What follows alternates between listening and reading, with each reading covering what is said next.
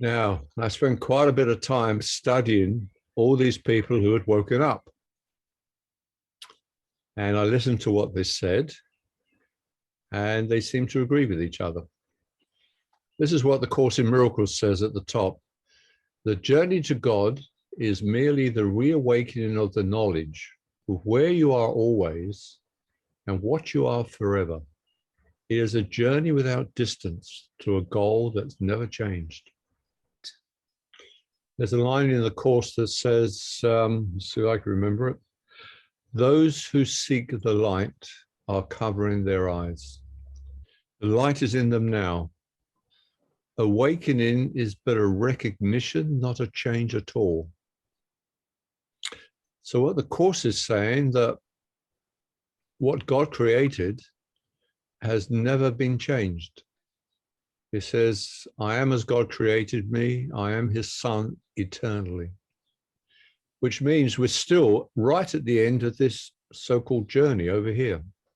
But we appear to be, most of us, over here on the far left of the chart, asleep. This is because, for some crazy reason, we decided to try and separate from God. The Course says this is impossible, but to achieve your aim, you had to fall asleep in heaven. It says, you dwell not here, but in eternity. You travel but in dreams while safe at home. So this dream is happening in heaven, and we could wake up at any time if we wanted to. In theory, you don't need the Course in Miracles.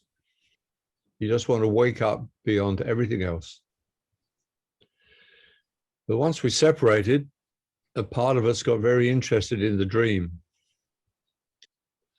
And while we're asleep, we don't want the negative part of the dream, but we do want the happy parts. But if you want the happy parts, you stay asleep.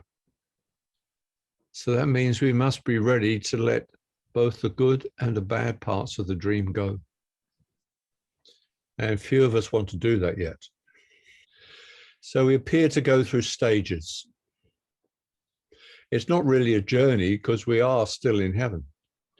It's not a journey of evolution, but of awakening. There's nothing to evolve because we're still, as God created us, perfect. So starting on the left, this is the most unconscious state down here. We say, I am my body, and I am my thoughts, and I am my emotions. And I am separate from everything, which is what you wanted. We have a personal will that most of the time is run by the selfish ego. We seek to escape pain and find pleasure. We're motivated by desire and fear. We have a strong identification with our thought and our body and our emotions. It's possible to spend your whole life believing that your thoughts are true.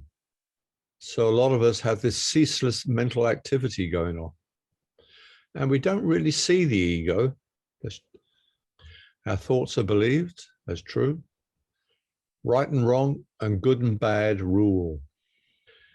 This is the dualistic state. And past and future seem real to us. And then after a time, we get tired of this dream and we start to wake up. And like in the exercise before the break, we start to observe and become a witness of our body, mind, and emotions. The sense of I am starts to grow. You don't identify so much with your role or your job or your sex. I have thoughts, but I'm not my thoughts. I have a body, but I'm not my body. I have desires, but I'm not my desires. I have emotions, but I'm not my emotions. The personal will is still there, but you're moving into being the witness, the observer. Beliefs begin to lose power. You might just see them as a concept going by that will change in another month. Adya said after he awoke, I can't believe my thoughts anymore. He wasn't referring to the necessary practical thoughts. He called that the toolbox mind. We become more spontaneous, more childlike. Our emotions become quieter.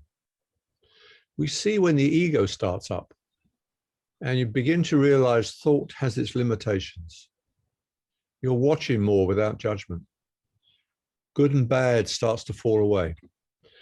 Rumi had a poem where he said, "There is a field beyond right and wrong, and I will meet you there."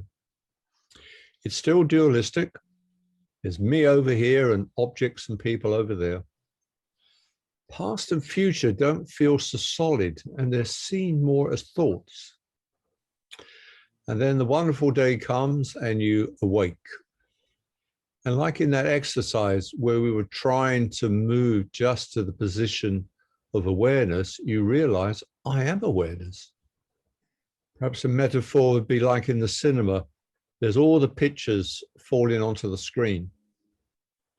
And then the screen wakes up and says, I'm the screen, I'm not these pictures. If the projector's switched off, I'm still the screen. And then you say, I am one with God. Notice that's still a dualistic statement. There's me and there's God. And now the will is going as a will towards God, towards oneness. This is liberation. You experience joy and beauty. Spiritual powers may occur. There's a sense that consciousness is unified and not fragmented. Although you still have a personality, you're not identified with it. It's just a tool. The Course says the body becomes just a loving tool of communication. Thought is now used for practical matters, what Adya called the toolbox mind, and it can work even better now. You lose your attachment to concepts. In one of the workbook lessons, it says, forget this world, forget this course, and come with holy empty hands unto your God. So the Course gives you lots of concepts to undo the painful ego concepts. But at the end, it says, give up all concept, including the Course in Miracles. Past and future are now seen as purely thought. But the so-called journey still continues until you reach what some call the liberated or the enlightened state. The I has gone. God is experiencing God. There's no more will and no sense of self. Adya said one of his advanced students complained that he had lost God. There was no personal God left. That belongs in dualism. This is the non-dual state. There's no number greater than one. There's no Father, Son, and Holy Spirit. As the Course says, heaven is awareness of perfect oneness.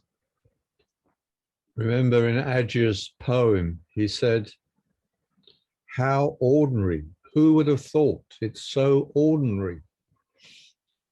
All the lights and the angels and all the exciting stuff is back in the dualistic state. But this is traded for peace beyond understanding. But still you don't stop in your growth. All the great teachers say, we continue to grow. We deepen. The infinite continues to deepen and unfold on the human level. There is no identity left. All free will has gone.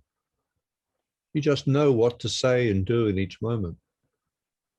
You've embodied love and wisdom and you give it to the world. The whole universe is seen as a dream. This is the real world of A Course in Miracles. Only now is real. Time and space are seen as illusory.